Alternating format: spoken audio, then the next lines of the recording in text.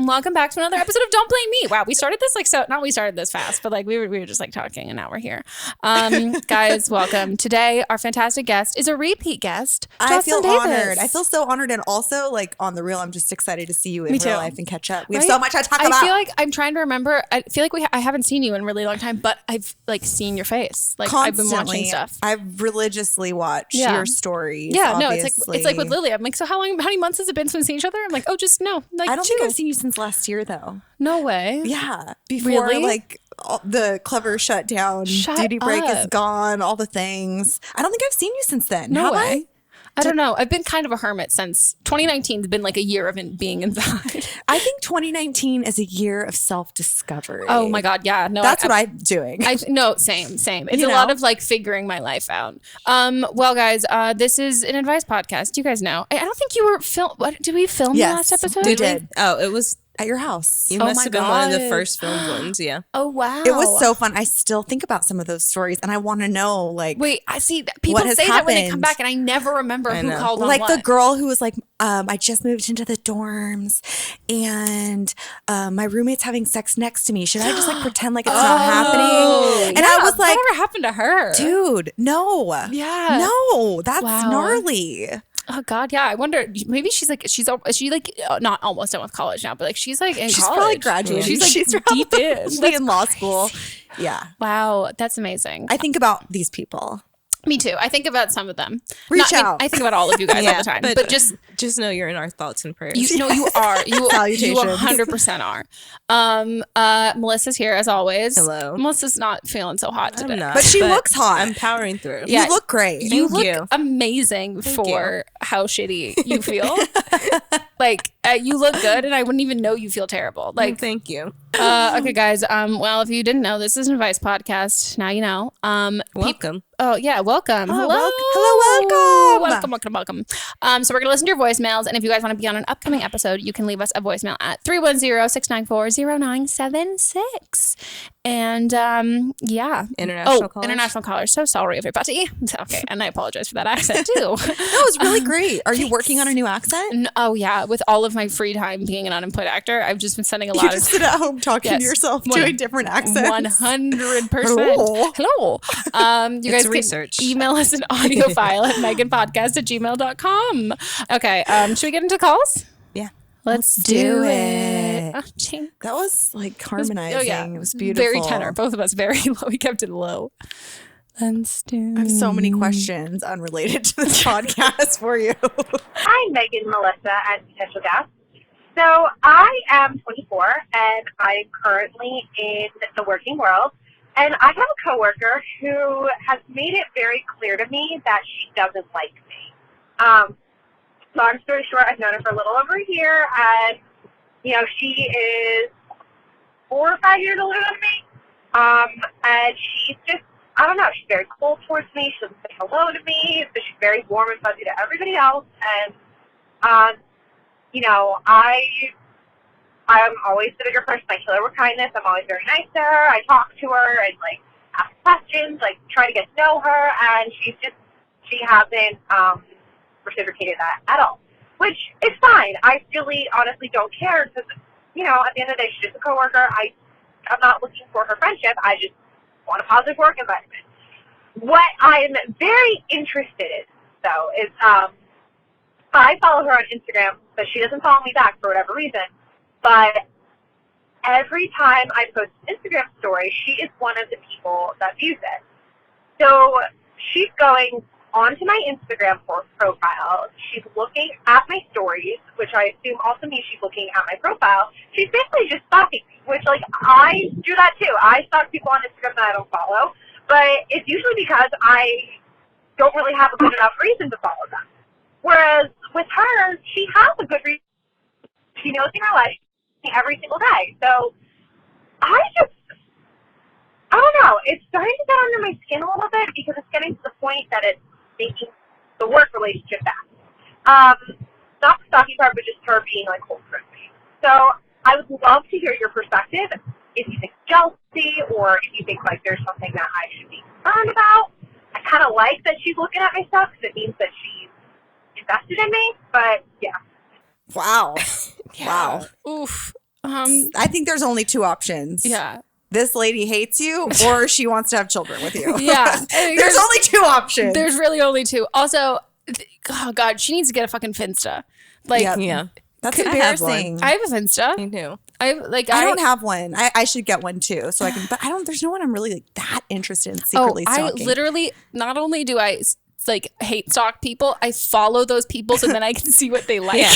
I don't And go then that I judge far. them, and then I'm like, oh, like there's some people who were like defend like X, Y, and Z person, and I was like, God, I'm so happy you're like terrible. Like this is great. Like I love this.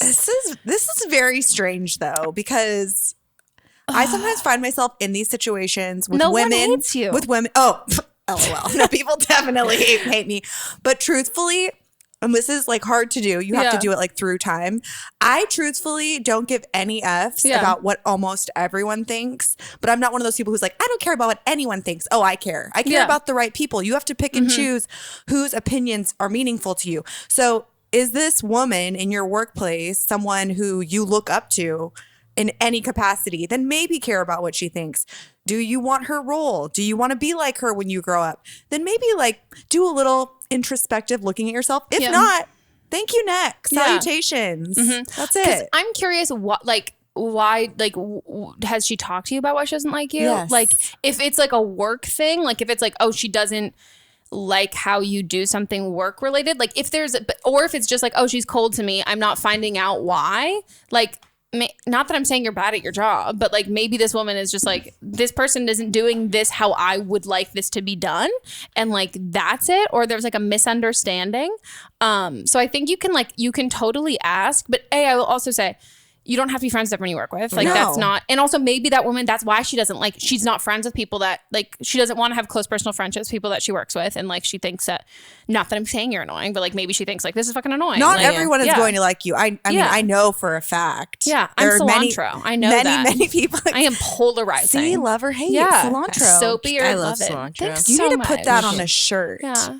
That's Also, amazing. by the way, I added you. Remember we looked at our birth charts or whatever. We are so compatible. I know. Like we're like the most compatible as friends. I was like, this makes me so happy. It's beautiful. Oh, I It want to is. do birth It's charting. That's Yeah, amazing. co-star, not sponsored, but be a sponsor. Yeah. Um, But I don't think they make any money. no. Oh, they do have like They're one that just you can purists. buy into. You do. So yeah, I kind of think that that's like, I would find out why and then just drop it. And also if you're saying like, it's just, she's just kind of like cold and rude to you, then I don't know how that affects your work day-to-day life. Like, yeah, like, are just you guys ignore hosting it. a show together? Yeah. Like, if I was like, oh, I hate Meghan. Totally. Like, obviously, chemistry, Yeah. as far as conversation goes, is very important in a situation like this. But if you guys are doing almost anything else, it truly doesn't matter. Yeah. Like, just go in, get your work done, do your thing. Get And that I always money. say, like, honestly, the best thing to do is just be better than everyone Yeah. else. So focus on that. Yeah, just do your own thing. And it shouldn't, as much as like I say, like, oh, it shouldn't affect you. Like, you shouldn't think about it. It But, like, does. it totally does. Yeah. But if it's not a part of your job to have that kind of relationship, then just don't. And then also you might not ever find out why she doesn't like you. And so just move on from that and don't give it any time and effort, because clearly if she wants to like stalk your Instagram stories and all of that stuff, like fine. I'm not like, to be totally fucking frank with you, I think she'd probably hate stalking you. Yeah. I do that all the time. Or she's looking for a reason to get you fired. Yeah, like that's like Yeah. maybe there is like a thing, like maybe it's a total thing, and then talk to her if you like feel Just like block there's her. a misunderstanding. Talk to her about it, or if there's something that could be construed as a misunderstanding, or if there's something that if it's like work related that needs to be solved. Otherwise, just like Also, ignore just it. focus on what you're doing there. Focus on your work. Be the bigger person. Be professional. I don't know what your aspirations are, but I'm pretty sure that the more you focus on this, the less close you're going to get to actually meeting your personal goals. So don't let this like weird personal thing rob you of your success in the future, because you should really be focusing on how you can be your best. And I know that sounds like a bunch of like Tony Robbins TED Talk BS, but that kind of stuff gets said a lot because it's actually true. Yeah. So I'm just saying. Yeah, and I would unfollow her on Instagram. Like unfollow her and mute her, so you don't even see that, so it doesn't affect you. Because it's if she's not going to talk to you about her petty drama, let that be her drama. It's just so weird that she doesn't have another account. Like that is so That's just like so novice. What she said, Unless she's 5 years older. She's like not even 30 unless she though. just wants her to see that she's doing it. Maybe I've done that. Very weird. I've done that too, where I'm like, I'll look at something on my Finsta, and then I'm like, you know what, bitch, I want you to know that I looked at this on my main, and then I'll look on my main, and I'm like, you need to I teach saw me your this. ways, dude. It's exhausting, and I've said this before, where like I'm very much like a revenge petty, like you fuck me over, I will fuck you over twice as hard. Like I will not start it, but I will fucking end it. I will say it is exhausting because nobody cares as much as you do, and so that's the part. It's not as fulfilling as you want it to be, and I've learned that, and it's kind of just like that's also what my Finsta was for. And my Asa Finsta is like tasty like videos. ex-boyfriends. No, that's the only. That's literally all of mine is tasty videos, and then the 7 people that I fucking hate. It's the 7 people that I fucking hate, and then the people that I'm like, I don't want them to know I'm watching their Instagram story. Yeah, sure. But yeah, no, it's like all food videos and like satisfying. Why videos are you not proud hate. to like follow those food accounts on your? No, I real just want to accounts? be able so to look many. on it, Yeah. and so then I just scroll through it, and it's just that. Yeah. That's actually very. It doesn't get smart. littered with other things. Yeah. By the way, that line you just said, Which one? I won't start it, but I'll finish it. yeah. Oh, that yeah. needs to be like the end of your next movie trailer. Oh, I love that. Ooh, and oh it my can god, be like a I've revenge. got guns in that then. Yeah, it can be like a revenge plot or I something. don't know why I did scissors. And you're like, I didn't start this, but I'm gonna finish it. And then there's just like explosions. Oh, and I jump out of a building. It's dark. You are basically the rock. behind you. That skyscraper movie. Oh my Done. god, I'm into it. I feel sorry for this woman yeah. though that called, because you can tell that she is like wanting to pursue her career, but is also sensitive, which I think should be. I think she's embraced. a Cancer or a Pisces, and that it's going to be rough, and like you might just have to learn some lessons the hard way sometimes. Not everybody's going to like you, and I think that's a lesson that you know. But the other thing that you now need to learn is not everybody's going to like you, and you're not always going to know why. And some people might not like you for like reasons that you are actually not like that, or it's a misunderstanding. But you can't control it, and you just have to relinquish that and like let them deal with it. And trying to defend yourself and like no, I want to show you the real me, like you're gonna like me kind of thing. It's just never gonna work because people are stubborn. One more bit of advice I would give you is like, I'm assuming this person is not your superior or boss, maybe above you at your company. Go and have a conversation with your boss when it's appropriate after you've worked there for long enough and say, just like, honestly, how am I doing on my job? Is there anything I can improve upon? This is like one of my first jobs out of college, and I'm really eager to learn and grow and do my best. I would love any feedback, and be ready for some criticism. I think that's a really good call. And that's like, if this person is not calling the shots in your career, like honestly, again, thank you next. Thank you next. You know? Salutations. Pieces. Pieces, deuces. Ooh, Guys, guys, that's cute though. Pieces. Not the Reese's kind. Okay. Should we go on to the next? Yes, this is so interesting. Also, I feel like that girl, if I worked in an office, I'd be worried that girl was calling about me. But she's like, it's not an office. It's not like this random girl who like I know is verified on Instagram looks at all of my shit. I'm like, oh no. But here's the thing. You're like, you are very civilized. You're kind to everyone in person, I think. You don't think you're civilized? Like when you're out in the world, I think you're kind to people, even if they're not your faves. You know how to like conduct yourself in public. If we're talking, but I've got resting confused face. Perfect. Which is also kind of resting bitch face. I'm not approachable. I know this mostly because all of my friends have told me that they thought I was a fucking raging bitch before they talked to me. I'm not very approachable. That's what Lily and I always tell me too. Yeah. Lily and I always just say that you have like a celebrity quality. Oh my. And that it's because you look very So clean. nice. You I look look very, clean? very clean. We always Like say that showered? like you and Dana, like very beautiful people. Shout out to Dana Ward. We're like, they just look so She looks clean. I feel like I don't look clean. No. at all. You look very clean. That's so nice. I'm not. I'm not clean at all. I'm dirty. I'm so I'm so dirty. I do need a shower. Maybe though. that's why. Maybe people are like, oh, she's famous. I mean, you are. I also don't leave my house You enough truly to really are. like decide whether or not people talk to me or not. Second half of 2019 is going to be all about going outdoors. On to the next. Hi, Meghan and guest. So I am fucking fuming right now. So a little backstory. Me and my boyfriend have been dating for 3 years. We've known each other since high school. We've known each other for 6 years. We're 22 now in a very healthy relationship. I love his family. I literally went to his sister's wedding 3 days after we started dating. And now this same sister just had a baby 2 weeks ago. And they live about an hour away, and we still haven't met the baby. And I just got a text from my boyfriend saying that his sister texted him saying, oh, you know, when my dad comes up this weekend, I want just you to come so you can at least meet the baby. So essentially, the dad's going up to drop some things off, and she wants my boyfriend to come with to meet the baby for like 15 minutes and then leave, but they don't want me there. And what we basically gathered from this is the husband doesn't want me to meet their baby, even though I'm literally a part of this family, in the Christmas card, the whole shebang. Like, they're not getting rid of me. And I have seen this kind of animosity in my own family with how my parents get along with some of my parents' siblings and their spouses. And I just can see that happening here. And I'm totally fine with that. I'm not totally fine with that happening here, but I know that's going to happen. And I just want to know, how can I kill this man with fucking kindness? I want to be so fucking kind that none of this will ever fall back on my ass. I have all the receipts and the text. I just want to make sure that I can, like, literally kill him with kindness. And so he just feels like an asshole, and so everyone thinks he's an asshole. Okay, thanks, bye. Okay, wow. I wish I had your passion for holy life. fucking shit, dude. Why does this guy not like you? Well, also, like, I need more information. I also need to know, like, what like the words you use, like what we've gathered is he doesn't want. I'm like, so are there, and when you said you've got the receipts, does it literally say, I don't want your girlfriend around my baby? Like, she's a raging cunt. I hope her car gets set on fire. Like, yeah, and like, or why? were you like sick last week? Yes, I was gonna say, Or hand sanitizer situation. Or is it a fact of being like, okay, I totally get that you've been dating for 3 years, you've known each other for 6, you're in the Christmas cards and everything like that, but there is something different when there's like a baby around and everything like that. Like my friend, her boyfriend, same situation. It's like same. I'm friends with the girl, all of that stuff. When it took her a long time before she met the baby, mostly just because it was like the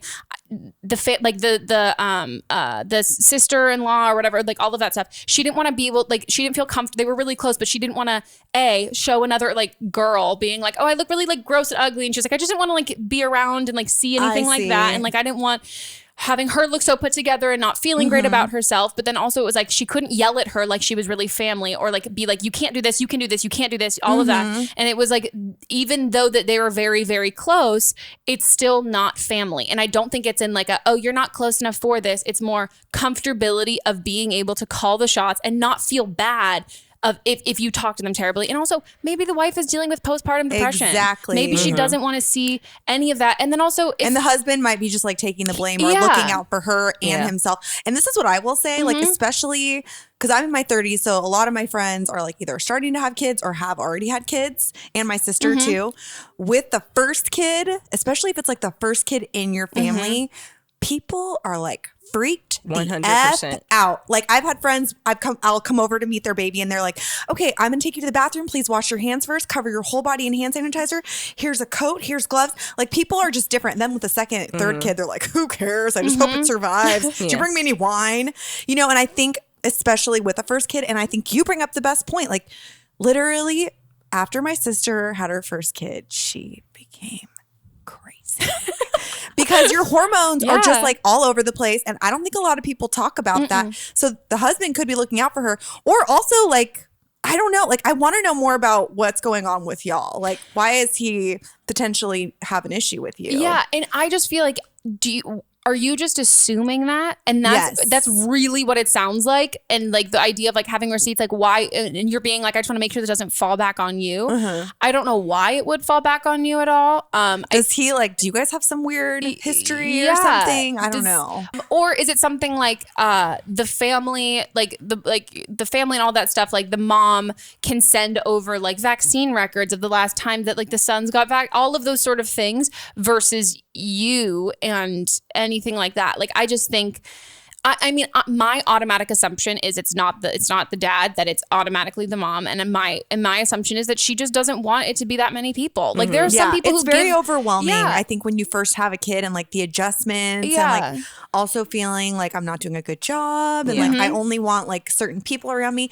And lack also, of sleep. at the end of the day too, it's like you're not technically like whatever, you're like you said, it's not like maybe she doesn't feel the same way about you that you feel about her, which I know is a really hard pill to swallow.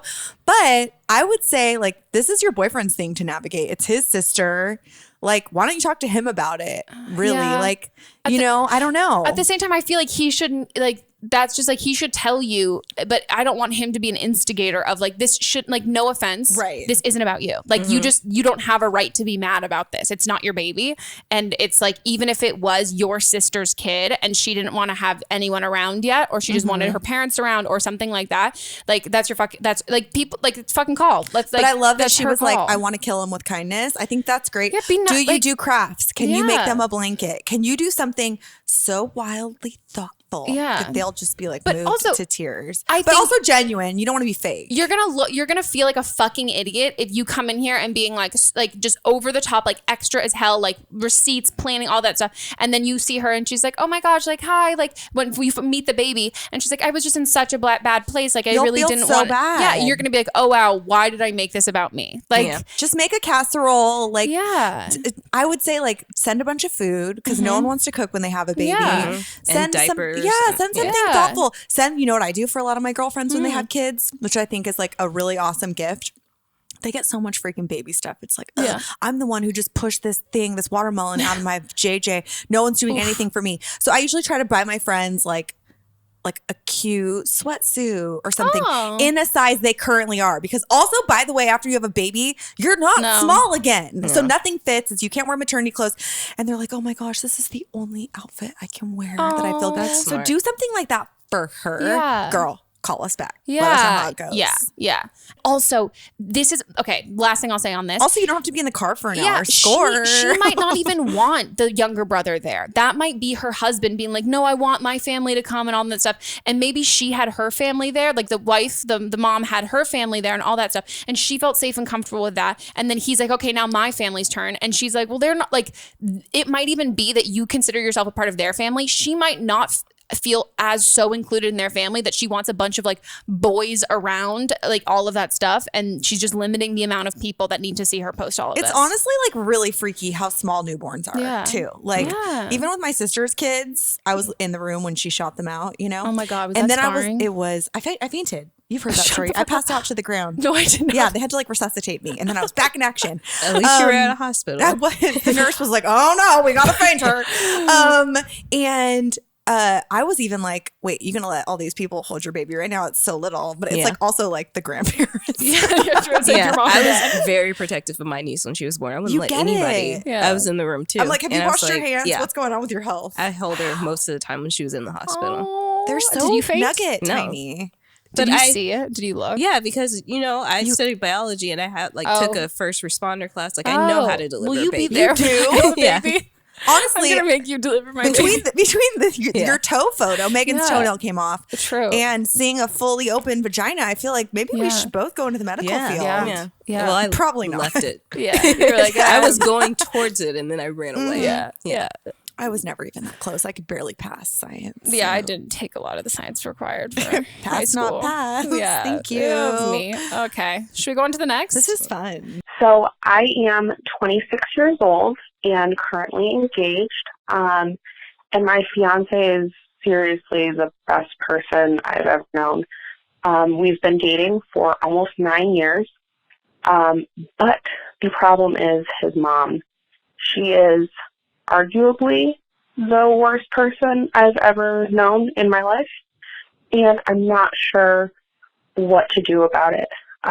She is a complete narcissist and is like inherently in this weird competition with my fiance and I. She's kind of dated around, and now, we're engaged, so she is getting engaged to her boyfriend. We are looking for a house. So she's building a house with her boyfriend. There's this weird underlying tension and has been for years.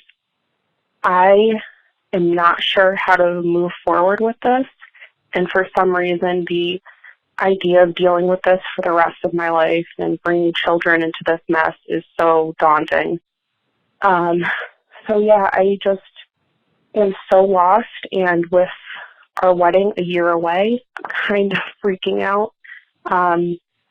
I contemplated calling you many times, but out of fear of her finding out about this somehow kind of deterred me. So that being said, I finally bit the bullet and decided to reach out, and I hope that you can help me. My fiance wants no part in this. He does not support what she's doing. He also sees what she's doing. We've sought counseling together. We've sought counseling separately. So I'm just completely lost. How can I move forward with someone who's so wonderful but comes with the worst baggage ever? I've actually been in a very similar situation when I was like early 20s. And I'm not going to lie, it was definitely a big factor for me, like kind of being like, all right, like, cause you have to decide what you do want to put up with and what you don't want to put up with. But also like, this is your fiance's family. And I feel like if you guys are going to get married and make a family together, like you need to be his number one priority. So he needs to get involved in this situation, even if that means like, hey, we're going to have new boundaries with my family. Like, you know, maybe you spend less time with them or whatever, but this seems like something you just have to decide, make the choice. I'm willing to put up with this or I am not. And you can't control other people and what they're going to do. And it sounds like this is very strange, you know? Yeah. So I want to touch on the therapy part because it's always my favorite go-to. You said you guys, think it's great that they did it go separately and together, but you're not actively still going. That's really what it sounds like. And therapy's not, as somebody who's in therapy is not something you go when your relationship is good, like when it's bad and then it gets better and then you stop going. Like that's not what it's for. Like you start therapy and then you continue therapy the whole time. Like our therapist, she and her husband have been in therapy together. She said like since they like first got married. I think that's awesome. And they never stopped. And that's what you need to do because you guys need to figure out a game plan. And if he's not doing anything about it, that needs to come from a therapist saying, okay, so what's the game plan here? How are we going to do this? Because if you've been trying to facilitate this and he's being not an active participant in trying to find a solution to this, then I think your hesitation is not because of his family. I think your hesitation is because he's not sticking up for you and you are not feeling supported in this, which is totally valid. But I think if you are fearing a wedding coming up within a year, I think you need to like listen to that because I genuinely don't think it's about his family. It's about how he reacts to it. 100%. Because honestly, like my view of marriage is that like you guys then become each other's like family and top priority. And it doesn't sound like you're feeling that from him. And it's like, oh wait, I'm blaming it on the mom situation. But definitely go back to therapy together and separately if you feel like that's what you want to do, because I agree with you. It's something you need to be doing in all seasons of life. And this guy needs to have your back. My grandpa always said, you know, try to get divorced before you get married. Yeah. Try not to get married first. Yeah. Get divorced first, then, you know, whatever. Yeah. No, you know what I mean? Think that's exactly what it needs to be. As harsh as that is to say, like, I definitely have a lot of hope for you guys that you're going to work through this. Yeah. And I, like, just like you said, like, I've fully been there with guys where it's like, like very much the exact same situation and everything. Do you want to tongue kiss your mom? Like, and it's like, does your mom, like, what is this? It's like, I forget what her boyfriend look like you. Yeah. Comedian says like, oh my God, like, no, I want to fuck my son. Like that one. My friends and I always say, like, you either end up with like your boyfriend's mom is either like is in love with her own son or wants you to be their kid. And it's either like, oh my God, I love you, like you're perfect, yes. like you were the daughter I never like ever had, like oh my God, like we're best friends, like we're getting our nails done, we're shopping, and it's like overkill. Or it's like, fuck you, you were the worst, you're taking my son away from me. It's like, well, are you gonna give your son a blowjob? Like is that like how is that relationship here? The same? Yeah, and I feel like after going through that when I was younger, now with Chris, my boyfriend, with his mom, she is like literally the coolest person. Like she would come and like hang out with us and be like, I have good advice for you guys.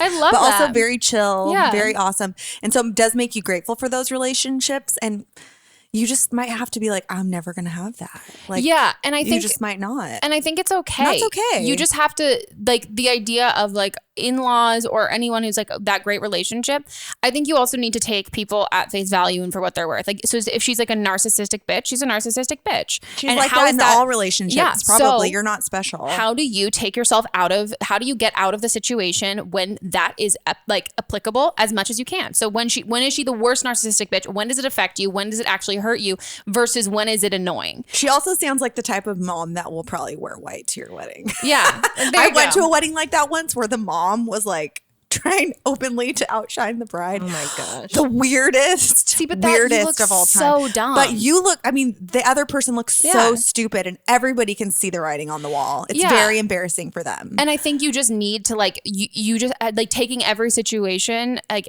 as it is, like is the fact that she's getting married and like all of that stuff because you are too, like it's funny. Like think about it like that. Like you're not going to be able to fix this person of their narcissistic tendencies, but when in reality does this actually hurt you? Is it like, okay, is it terrible? Do you go to dinner and is she just like the fucking worst and talking about herself? Cool. So go to dinner with her once a month and then the entire time just be like don't engage in that and just be like, okay, like let her do her thing, but don't put yourself in like the battlefield of it as often. And if your fiance is seeing that too, then you guys just you reframe the parameters and changes of everything. Mm-hmm. And then when it comes to having kids, that is again, I think a conversation you have to have in therapy with your partner. How involved is your mom going to be in our kid's life? Because I mean, maybe not as involved as you sort of imagined or dreamed when you were growing up. And I think you just have to totally shift your expectations. Because I know for me, like that's been something I've really had to work on is having realistic expectations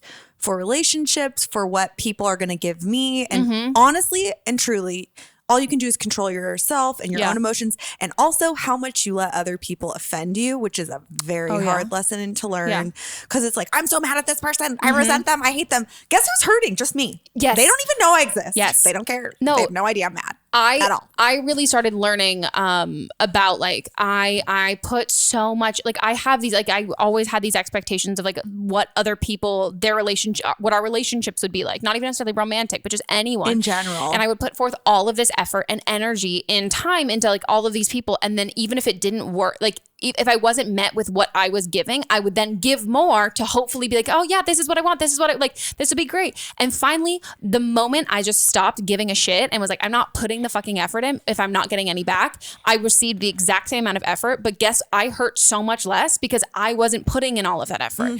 They're going to give me the same thing that they're always going to give me. I'm just going to give them exactly that back. And it's not manipulative to try and get them to do more, but the less I gave a shit about it, it was the same situation, but I wasn't trying to like put so much into it. And you're happier. And I'm not disappointed. And it's like, I don't care anymore. Like, this is fine. And it's not even like oh, fuck this. You like, fuck you. I don't care. It's like, no, you know what? Some people, like the expectations that you have for them and everything like that, like in the relationships and all of that stuff and what you foresee, like relationships with people to be like when you're younger and you see all of that stuff, when they don't meet those expectations, you're the one who put those expectations there. Like, sure, yes, movies, TV, all of like the media has done all of that. Those things influence us, yeah, of course. But once you not necessarily lower your expectations, but you reframe, because like as you're saying, this is an amazing, wonderful, fantastic guy. So let's say you guys break up. If you break up, then that's also fine too. But if it's because of the family, yes, this family was going to be a part of his life and all that stuff. And if it's something that you can't deal with, for sure. But then think about it in the other sense.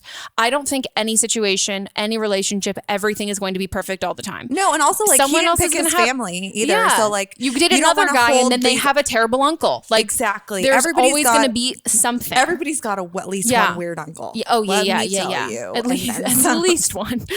So don't blame him for the situation. But I do think that there is some responsibility to be taken for how your life is going to work out that he needs to be on board with. Because I think it's more about him and I think it's way less about the mom. I think it's way more about how you don't feel supported in that, which is completely valid and fair why you wouldn't want to be in a marriage with someone like that. So I think you guys need to go to therapy once a week and you need to talk about everything and you need to lay it all out on the table and you need to say what you want from this and really air your that frustration. And having a third party unbiased be able to look at you two and look at him and be like, it seems like she's really hurt by this and this is something that's really hard. What are you going to do to help contribute to this? And it's not you being the nagging bitch, which even if you're having the same conversations, I fucking promise you, Mats and I can have the exact same conversation over and over and over again. Then we go to therapy and have the conversation. I'm like, and suddenly you heard her, even though I've been saying the exact same thing. Having an outside person. Yes. So another thing I was going to recommend, since you guys are engaged, something that Chris and I did, even though we're not engaged, we're like going to like pre-dating counseling. We took this test. It's called Prepare and Enrich, and it's like a premarital thing that basically like you take this quiz. It takes freaking forever. It's like the love language quiz. But at the end, it's like, based on science, here are your problems. Here's what's, and then you go to like a therapist session. I think we went like 6 times or 8 times, and they basically teach you how to fight, like effectively, because fighting is like, you know, it's a negative word, obviously, but like you're gonna have arguments and bigger issues probably than this in your future. But I just thought it was so cool. So I've been telling everyone, it's prepared. You can Google it. It's like online. I'll put the link in the notes. It's pretty cool. Yeah. Have you seen it before? Have you seen that? I hadn't heard of it, but I'm looking at it now. Fascinating. And I think like a lot of church people do it, but it's not a religious thing. Yeah. But it does bring up like, oh, I'm this religion, you're that religion. What is that going to mean for like things you would never think about in the world until you're like thinking about them on this quiz. You know, it's pretty crazy. I have hope for you though. I do too. You have a year until you're getting married. You totally have time to start working through this stuff, you know? And I would also say listen to your gut when it comes to this. And then even if you're in therapy and you don't feel like it's working and you still have the feeling of like, oh, I don't know, you don't have to break up, but postpone the wedding. Like That's okay. Yeah. Totally I just think that even if through all of this, as much as he's a perfect guy and all of this, if it's still like you just don't feel okay with it, let yourself, because I think that's another really hard thing, that once you put the time and the effort into therapy and all this stuff, it really feels like, okay, now I have to make this work. No, you don't absolutely have to. No. I know someone who canceled their wedding 3 weeks out, lost tens of thousands, maybe even like hundreds of thousands of dollars. Best choice ever. Yeah. Best choice ever.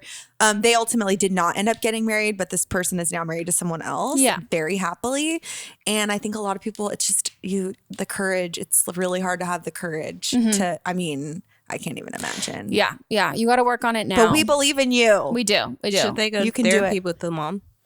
I think they should go to therapy together, because I honestly don't think it's about the mom. I think it's about how his reaction, I think it's about him not having her back. Yes. And I think that's all, like, that's a huge, I think that's probably what the huge issue is to it, because at the end of the day, it is his mom. And if he is saying one thing to you, his fiance saying one thing and supporting you and all that stuff, but then in the moment is not sticking up for you, to me, it just sounds like he's saying what you want to hear, but will not actually go up to bat for you, versus when there's a therapist there, that you're going to find that out, as opposed to like finding out once you have kids and you're like, holy shit, I thought this was going to change. I thought you were on my side.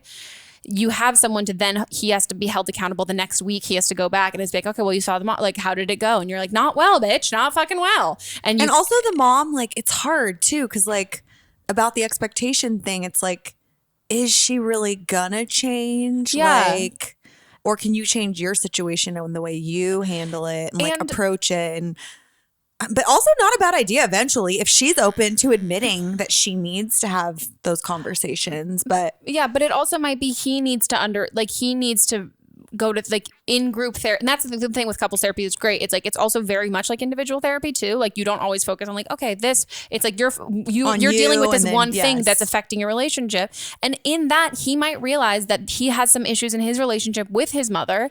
And that's where all this is, and things that you might not even know that are going to get brought up. I honestly think it's so great. And I had never done that in a relationship until this thing I did with Chris. And it was amazing. And I walked away, like there's hard lessons to learn, but I think if you're in a good relationship, like at the end of the day, even though it is so hard to have those kind of conversations, I think you walk away feeling like empowered and like you've been through something, you know, in a good, and I mean that in a good, like a good way that you're learning and growing and whatnot. But it's not easy to change. It's not at all, but it's amazing because like you can do like, we have fixed so many of our fucking issues in like weeks like 2 weeks of a set, like 2 weeks. Whereas it would have taken like 25 years. Literally, I mean, like, so like all these issues we have for the last 3 fucking years, like we can fix in this time. I'm so glad you called though. Me too. And if Donna hears this. Yeah, fucking Donna. Ugh, Donna. What a bitch. What a bitch. Yeah. But you call us and tell us your problem. Yeah. And watch the movie Monster-in-Law. Because I think Monster-in-Law. Mm-hmm. Oh, I auditioned with Jane for Monster. Fonda? No, I'm lying. Guys, this is not a movie. That's a movie I auditioned for. That's not Monster-in-Law is Jane Fonda and J-Lo. Yeah.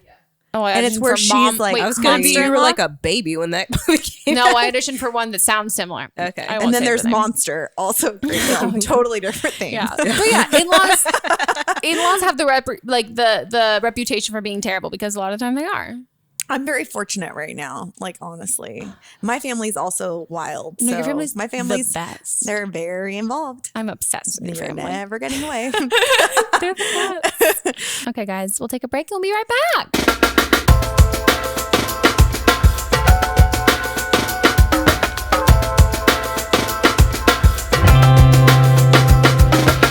Dating is hard, but Lovoo makes it easy. Lovoo is the best dating app that there is. In fact, it just won the User's Choice Award for Best Dating App from Google Play. Not too many people love dating apps, but people love Lovoo. And it's no secret why. Guys, it's because it actually works. No endless browsing to people who aren't serious. And if you just want to hook up, sorry, playas. Lovoo isn't for you. Lovoo is for actual relationships. It's for something a little more serious, but it's still seriously fun. Lovoo makes it easy to break the ice and meet that special someone. So guys, if you are tired of mindless swiping, which I'm sure most of you probably are, your fingers are tired, then go get Lovoo. That's Lovoo, Lovoo. Download it now on iPhone or Android. Get 1 week free of Lovoo premium membership by using the voucher code GETLOVENOW. Get the dating app of the year with 1 week free with the code GETLOVENOW. That's GETLOVENOW. For 1 week free of Lovoo Premium. Get the Lovoo app right now on iPhone or Android and meet that special someone today. Hubba hubba. Own iconic luxury items at unreal values with The RealReal, the leading reseller of authenticated luxury from top designers. Shop from designers like Louis Vuitton, Gucci, Rolex, Cartier, and hundreds more at up to 90% off retail. New arrivals come in daily, and every single item is authenticated by The RealReal's team of experts. In fact, did you guys know that The RealReal employs over 100 brand authenticators, gemologists, horologists, and art curators from around the globe who inspect thousands of items each and every day to ensure that every item is 100% authentic. Shop and consign women and men's luxury fashion as well as fine jewelry, watches, art, and home. Shop online, visit one of their stores in Soho or West Hollywood, or visit one of their luxury consignment offices in Chicago, Dallas, Miami, San Francisco, and Washington, D.C. And guys, new customers receive an automatic $25 off at checkout. Guys, I finally caved. I bought a purse. What'd you get? It's real cute. She's so cute. And also it was $25 off. So I got excited. And it does this thing. Okay. And like I you know how they always get me? Like, you know when they like send you an email after you've been like, oh, like check back what's in your cart. Mm-hmm. I got email updates I favorited a couple of different purses. I got email updates every day. They're like, hey, the price dropped a little bit lower. Hey, the price dropped a little bit lower. Hey, the price dropped a little lower. And I was like, okay, you're right. Mm-hmm. I'm gonna get it. It's really cute. It's like this like blushy nude. Yeah, like a blushy nude. I mean, I hate the word nude, but like a beigey. Peach? Yeah, like a beigey, peachy, nudie kind of purse. And it's like a full zip around. And it's like really cute and it's small, and I wanted something because I wear the same black bag. I mean, not here because like we're doing podcasts and I like brought snacks, but like I have the same little black bag I bring everywhere. And I wanted one that was like a cute, nicer color. And also because Mats and I are planning a trip for our anniversary in October, and I like to plan ahead. And I'm like, I need something that's like cute and zips all the way around. So I'm really excited about it. I'll show you. It arrives on Monday. I'm very excited. I can't wait. I'm excited for you. Thanks. And I'm also, this is so bad, but like, first of all, shipping was like real quick. I ordered it like on Thursday or Friday, maybe. I think Friday. And it's going to be here on Monday, which doesn't really make sense to me. Maybe I ordered it on Thursday. But maybe it came from the one that's here in LA.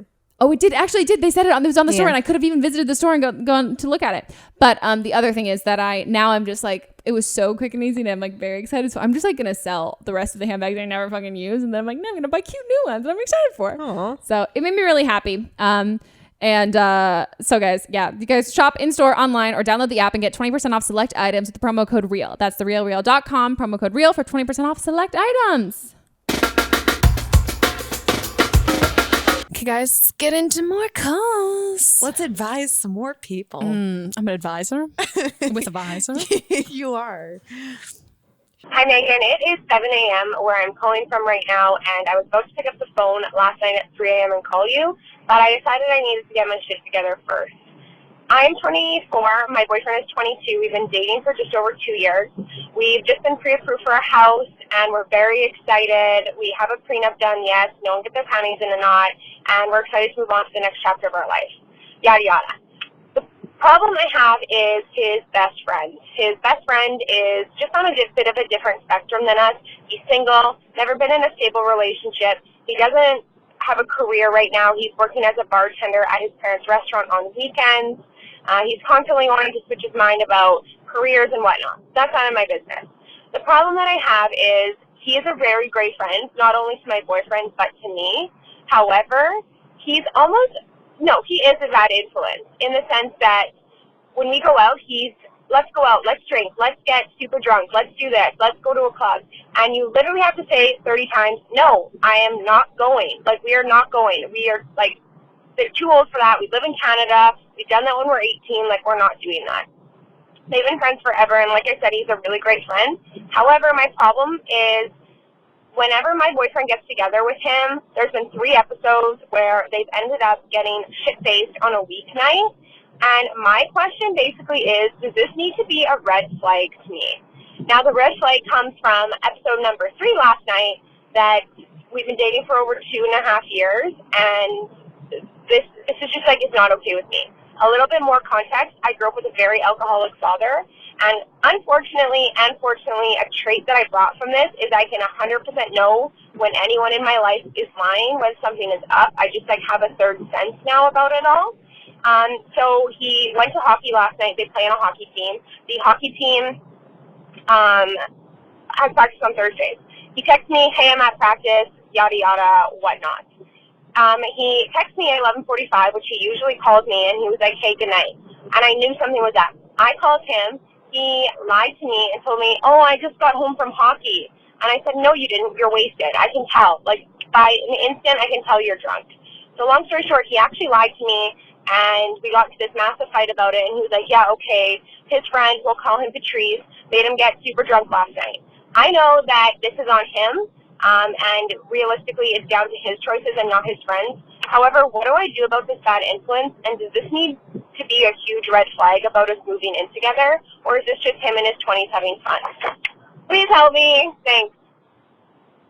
Oh my gosh, I'm so glad no one knew me when I was 22. Holy shit. I was bartending at all the Outback time. Steakhouse. I just want to say, you really hurt my day. feelings with your tone in this call. I feel personally fucking attacked, and I would like an apology from you because I feel attacked. I was very confused, but then I realized Canada, the drinking age is 18. Because when you were like, we're too old for this, I was Holy like, shit. whoa, we're on Yeah. different pages. Does Patrice want to hang out with me though? Yeah, He sounds pretty cool. honestly. I think the first thing I'll say is, and this is, I think for you, as much as you're saying like, oh, I can tell when someone's lying and all of that stuff. People lie for a multitude of reasons. I'm not a fan of lying at all or anything like that. He's clearly was lying because you feel uncomfortable about him drinking this much. And you also feel very uncomfortable with him drinking this much because your dad was an alcoholic. And like, my therapist has this thing where she says, if it's hysterical, it's historical. And if it's oh my God, this moment she said it to me, I was just like, put that on a shirt or a binder. I know. And then she leans over and she goes, we have to talk about all of your trauma. And I'm like, oh historical. gosh. Wow. But yeah, so if it's historical, I mean, if it's crazy. hysterical, it's historical. And I think again, as somebody like, I don't drink, I don't love people, I don't hang out with people who get like trashed and wasted and all of those things. So I could like count the number of times I've seen you like at a bar. Oh my God, Mott's Maybe, like, has twice or never once? seen me wasted. Like he's never seen me wasted. He's seen me tipsy. Like I had half a glass of wine and was tipsy, and he's like, "You were scary." And I was like, You're "That's a why I cheap was mad date, at though. you." That's exciting. Is this at a wedding? Yeah, we were at a wedding. We were fighting, and I was like, "I'll get a wine." And he goes, "Oh, she's so mad." He's at like, me. I'm gonna have to And I- carry her yeah, home. half a wine. I was so mad, threw up. It was terrible.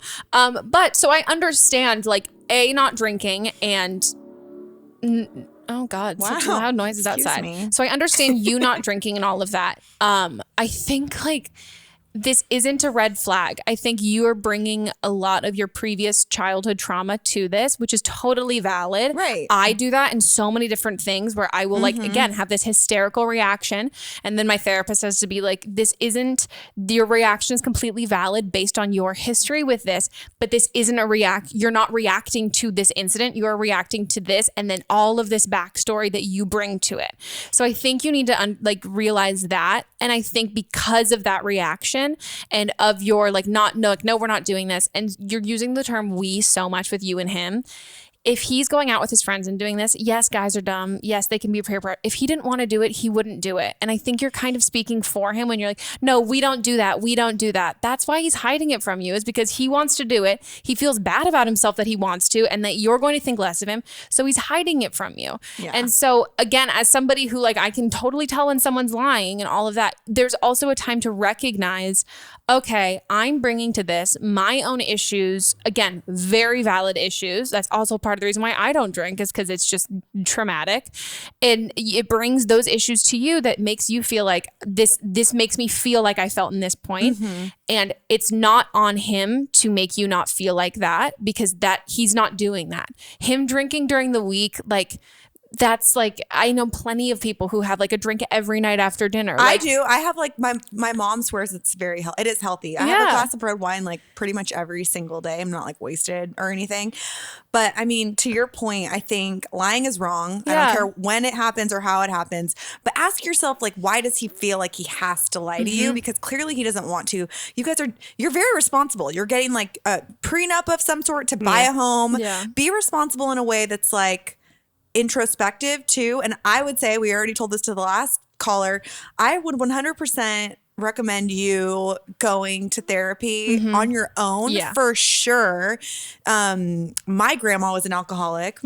And I remember I have a super open family. She was in rehab multiple times when I was a kid. And I remember my mom picking us up from school and being time to go to group therapy. And I truly do think the reason that my mom and her siblings and our family is very well adjusted and open. Well, we're open obviously in talking about it, but also because you got to do the hard work sometimes and have those conversations. And I think it's only going to be good for you. You're only 24. You obviously have it together, but work through this stuff having to do with your, dad and his alcoholism, because that's not to be taken lightly. That had a huge effect on you. And if you guys are planning on having a family in the future, you definitely want to try to get rid of or deal with as much of that baggage before you bring your own family into the world.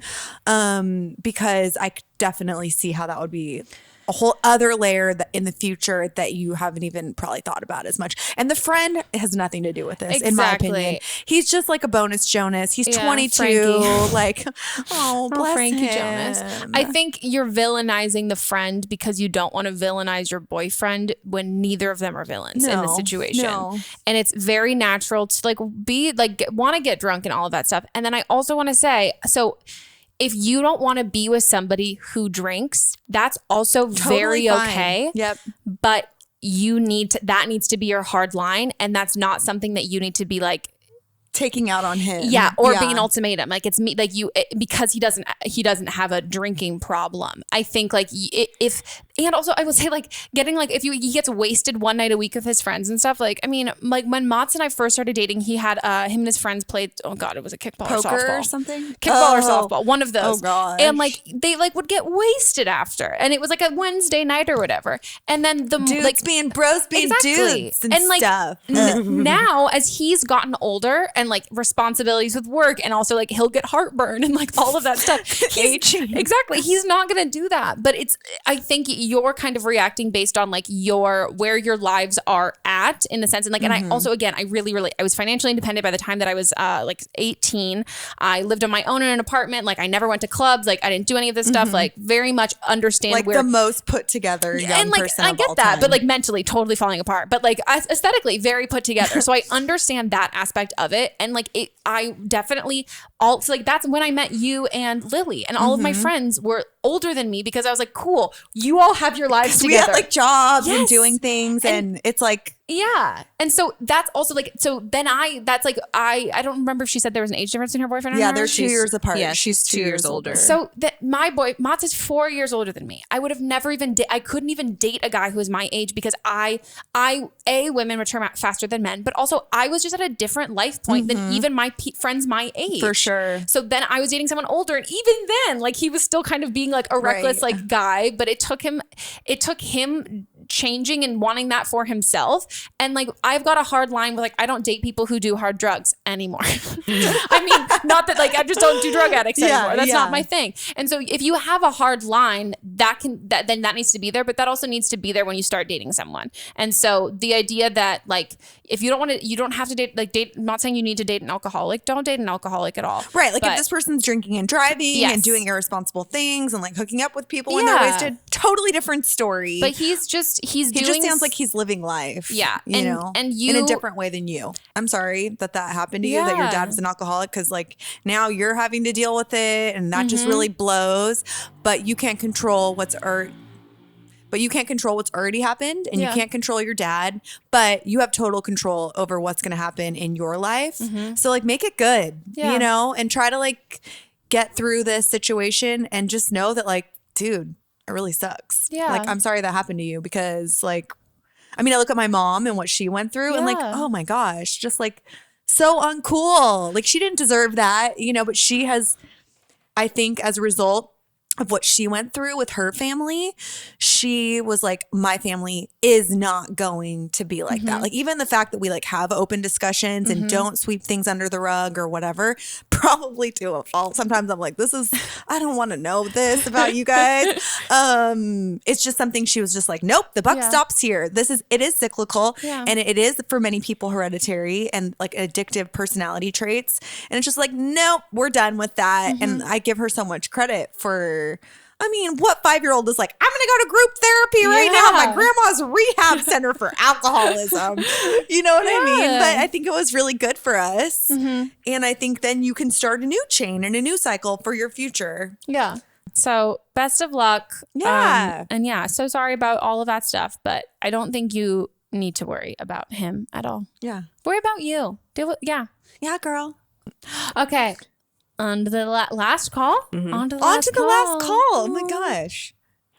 Hi, Megan. I'm 19 and I am in my second semester of college. So this past weekend, it was my birthday weekend. It was really crazy and fun. And 2 days before my birthday, I was talking to my friends who we were going to room together next year.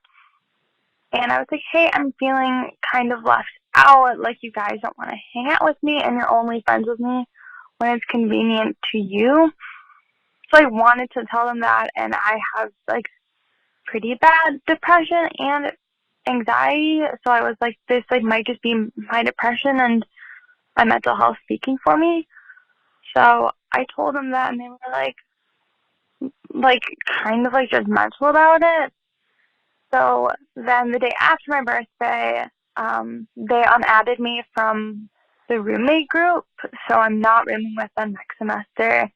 And they said they didn't know that the university was going to email me that I was going to be out of their group, which is kind of BS, because, of course, the university would let you know if somebody unadded you from a roommate group.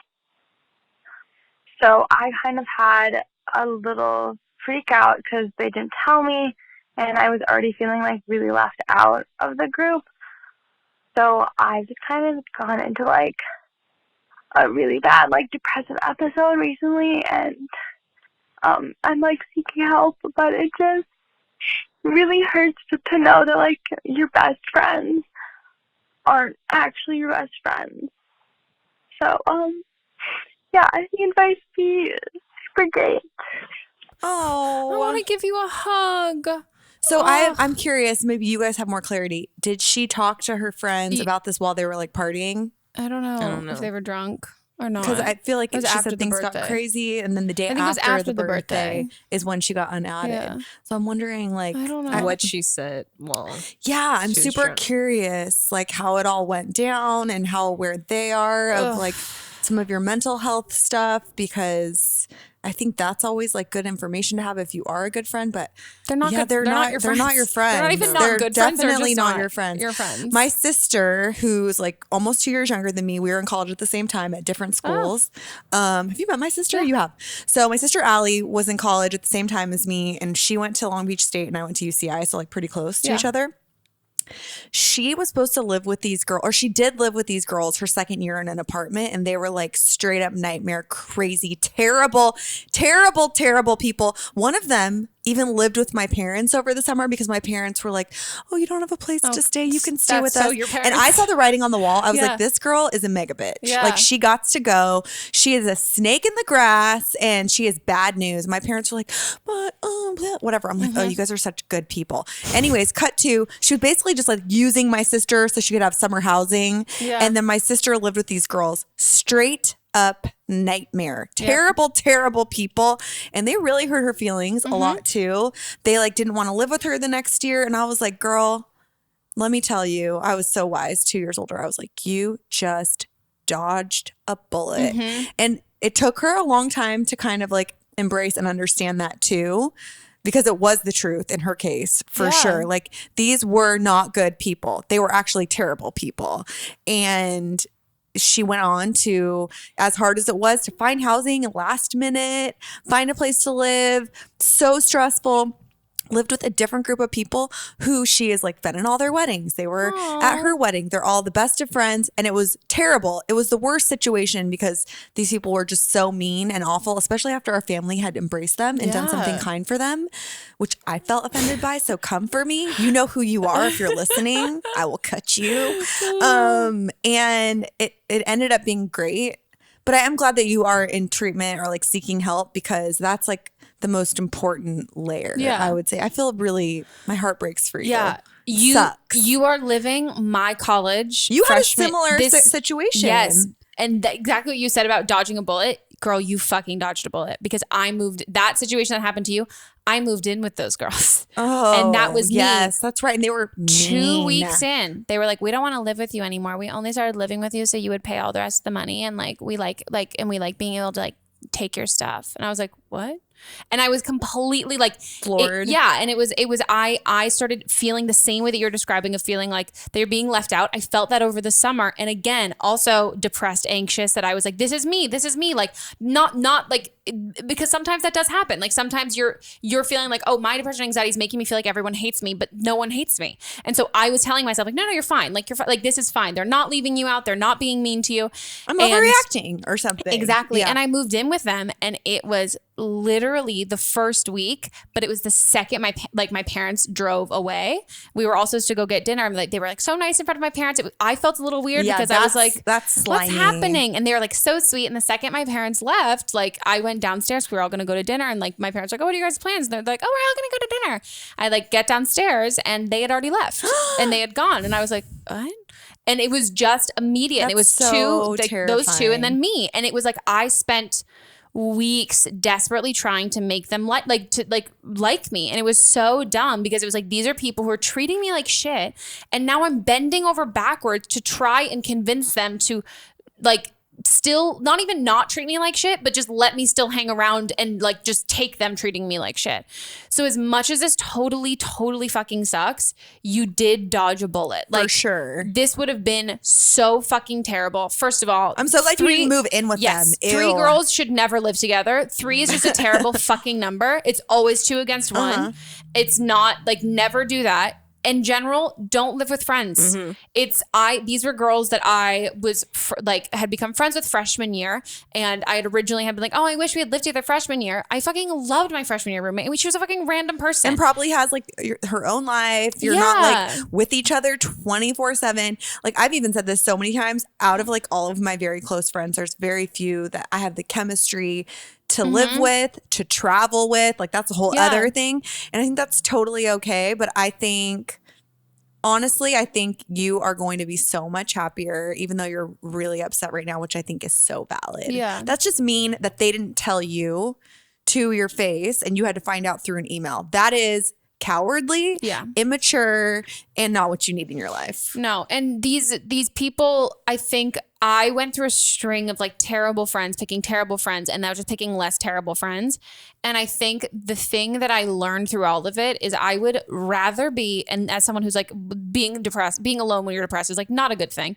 But I would have rather, I got to this place where I was like, I would literally rather have no fucking friends than get in this situation with somebody else again. So I'm just going to be fine. I'm going to have no friends and I'm going to deal with that. And then if someone comes in, they have to be so fucking great, but I'm not going to sacrifice the idea of having friends because I wasn't having friends. Right. I was just having people in my proximity that I was calling my friend because I thought I needed to have friends. But I'm like, but you're not, friendship is a relationship. And if that relationship isn't there, they're just fucking people. Mm-hmm. And that's the part that you like, you're gonna realize once you like, I think it's fantastic that you're getting treatment and taking care of yourself and focusing on all of that. And I think through that, you're also going to realize that I bet you that the feeling of feeling left out, you've been feeling it for a while. And it took until it was hard for you to kind of ignore it. Or maybe they were saying things in front of other people that like, it got under your skin immediately. Yeah. Like it didn't get under your skin immediately. Like it had been there for a while. And I think you're going to realize through all of that, like,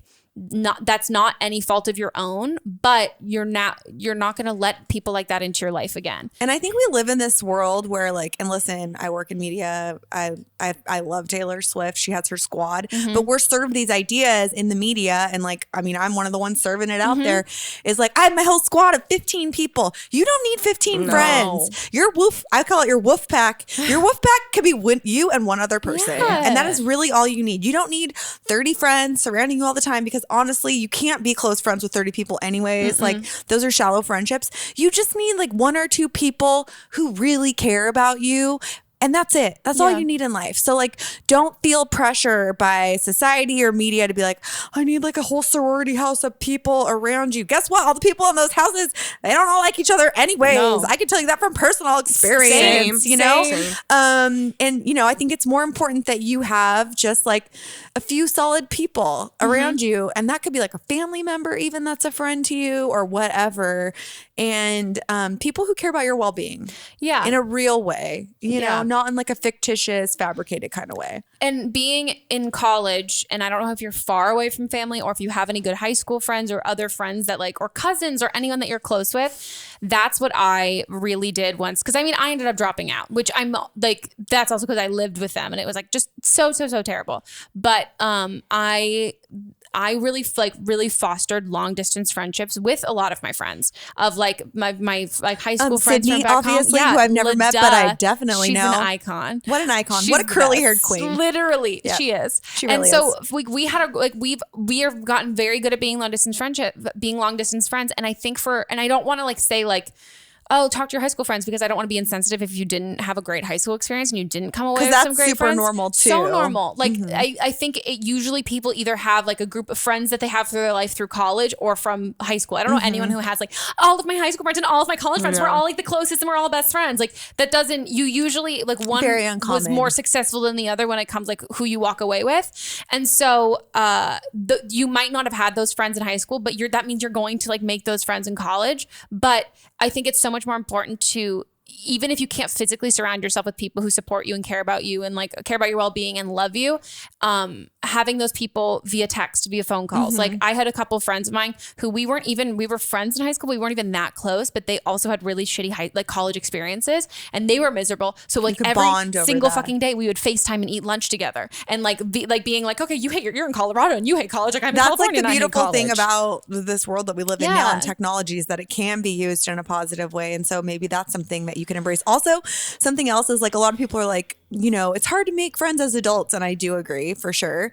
But so many of my closest friends I have met as an adult through shared passions, AKA like my job. Yeah. And I've been super blown away by that. So maybe like once you feel ready, either find like a club or an organization on campus that is like in line with something you're passionate about, or like get a job. When I was bartending, I met so many cool people. I'm not really in touch with any of them right now, but actually me and my sister worked at the same, we worked at Outback Steakhouse together and we had Bloomin' Onion, y'all. Oh my gosh, it's so unhealthy, but so good. And we met so many people that we hung out with in our 20s and just had like a great time with.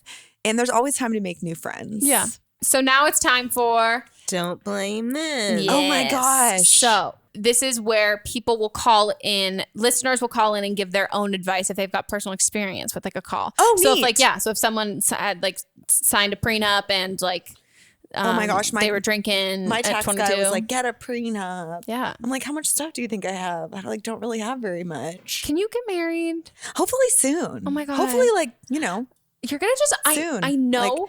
Like, gotta get going on Meghan and Lily, my twins. Yes, you have twins named Meghan. twin I know for a babies. fucking fact, I'm just gonna get like a text message or an email from you, and I'll be like, "Hey guys, we're having a barbecue. We'd love you to come by." And that's the plan. Everybody better show up. Never, if you're a buddy, you better ever show fucking up. like be like, "Oh, I don't want to go," because I'm like, you go. could honestly convince me to do so many social things because everything I'd be like, "Joslyn might be getting married. I have to go. She might be getting married." Now you know that. Now you know. Don't tell Kyle. Don't tell Kyle. He wants me to be social. He's like, "It's your comeback." I was like, "Fuck you." First of all, if I left, I'm not ready to come back. Okay, so what episode is this from? This is from the episode with Kelsey Dara.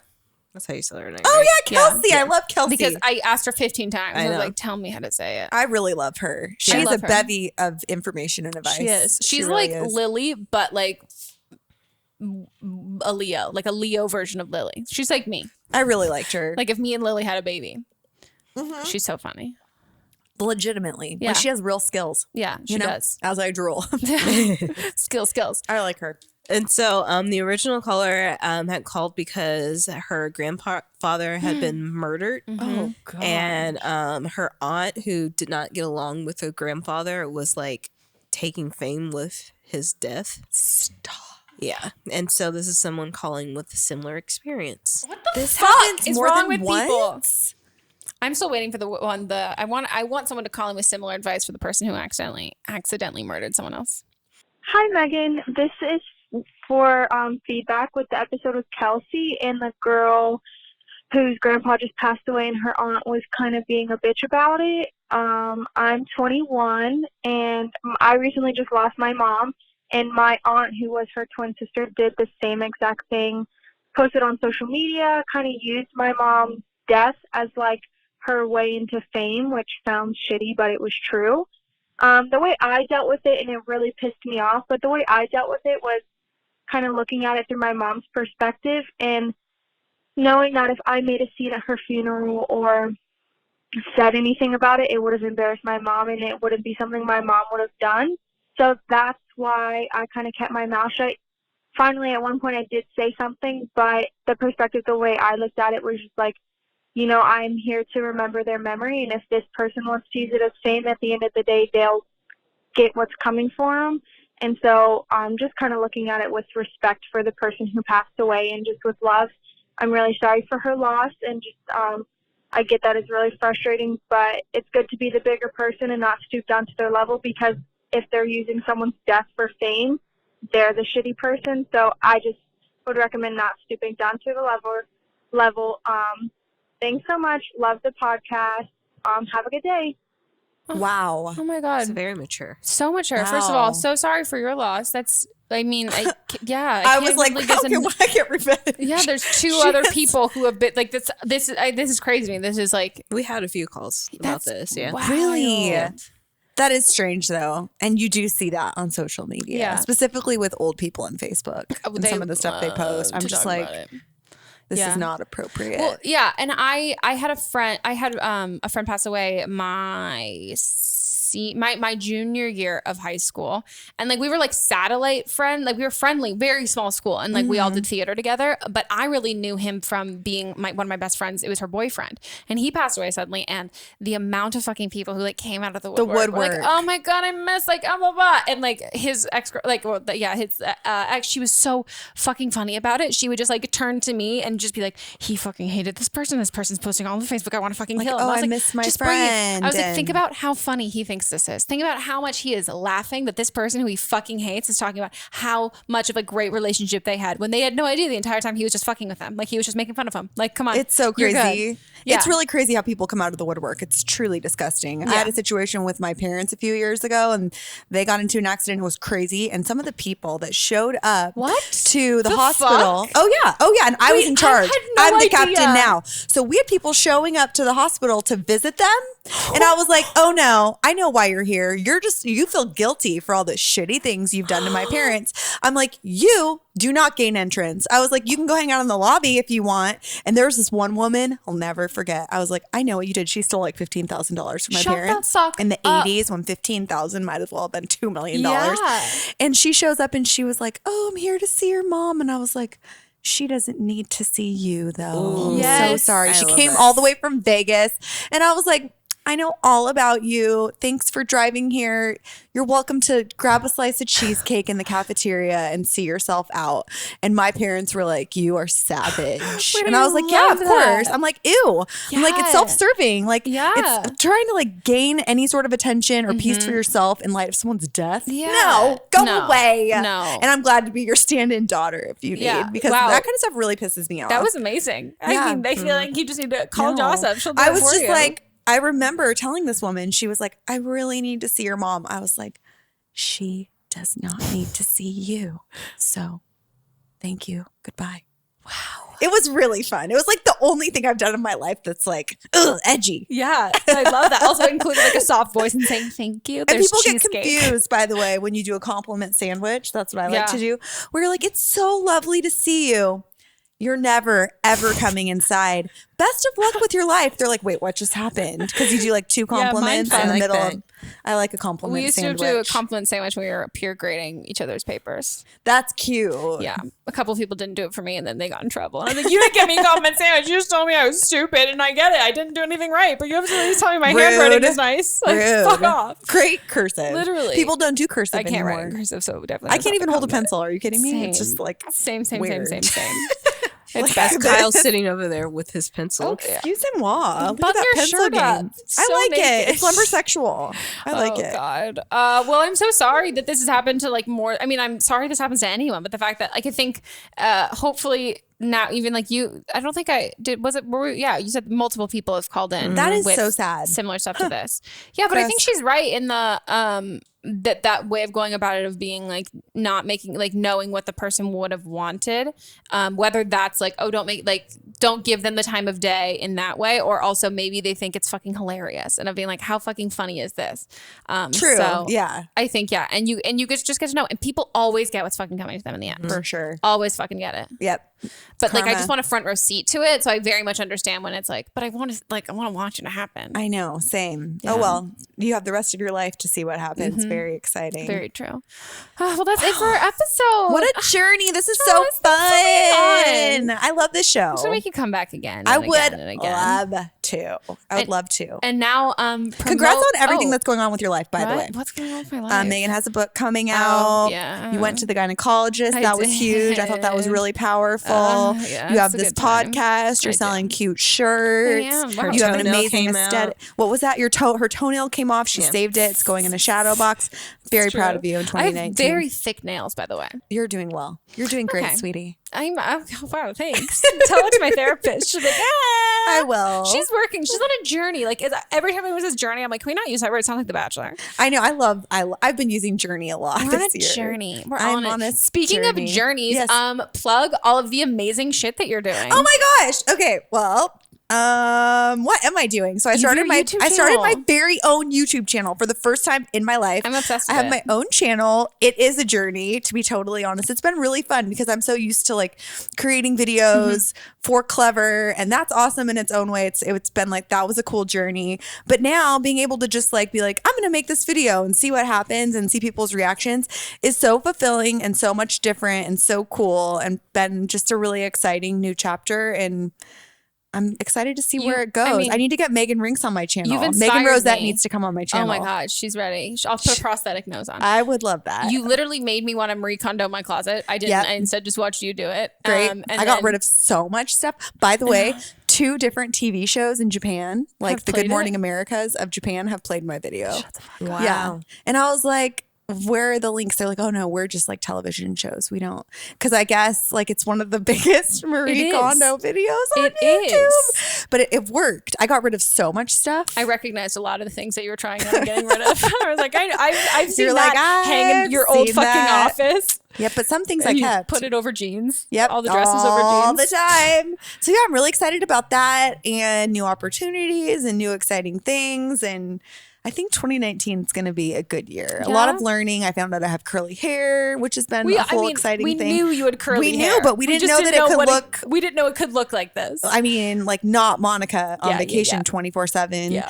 And that's just one small aspect of my journey. So come join the party. Yeah. If you guys want to call in for an upcoming episode, give us a phone call at 310-694-0976. And you can send us an audio message if you're an international listener to meghanpodcast@gmail.com. Can they send a text message? No, they can't send a text message. They can send an audio file. Just not a text message. Fuck, I'm so sorry, everyone. And it sounds like tit message. I know. The more you can send that if you want text to. Message. Boob art. That would be a fun thing to do. Take our boobs, cover them, and paint things with them. Boob art. I love that. That just really inspired me. I love it. You know the photo booth at prom. Me and my friends, we all did 4 photos. So it's 1, 2, 3, 4. And we're all staring at straight face. And then the last one, we all just took our dresses off, and so did the boys. And so everybody's just shirtless and it's really funny. Oh my gosh! I've also seen your car tour. Some of the raw footage from that. I think Lily cut that. You're literally nude the entire time. Lilia said, she's like, dude, never. Not that I would fuck Lily over for anything, but Lily's like, you have how many fucking naked videos I have footage I have of you? I was like, delete them. Like, what are you doing? She's like, I'm just holding on to it. Just in case you blow up famous and I just sell this shit. Like, fuck off. Just release your own nudes and then it'll be perfect. I've accidentally did that one time. I did a video where I was getting a spray tan and I blurred it, but then I didn't blur my reflection. No, I feel like there was a clever video where your boob showed and we had to edit it or something. Yeah, Lily, no, it wasn't even my boob showed. I didn't know you guys were filming. And it was was in Coachella. Hey, and I was like, what's up? And I flashed Lily, and Lily's like, well, I assumed if you flashed me in Coachella, you're cool with flashing the internet. I was like, no, I'm not. I'm not cool with flashing the internet. No. Yeah. Anyways, you are. Oh my gosh. Prove it. Just prove it. Take your top off. That would be inappropriate. Well, if you guys are, if you're watching this on YouTube, hey, what's up? Cool. Hey. Go to the Apple Podcast app. You can subscribe to us there and listen to it. And if you're listening, go check out the YouTube video and find out anywhere else that you can listen and watch us on don'tblameme.show and our Instagram, don'tblamemepod. And Melissa and I, our socials will be listed down below as well. And yeah, guys, we'll see you next time. See you next time. Bye.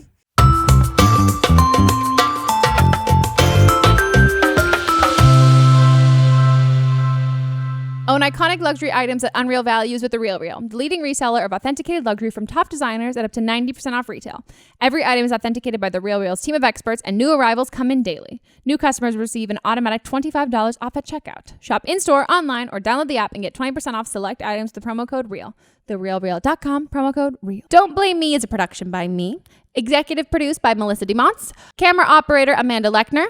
Production assistance by Julie Carley, and music by Ryan Hunter and Giacomo Picasso, part of the HerPod Network.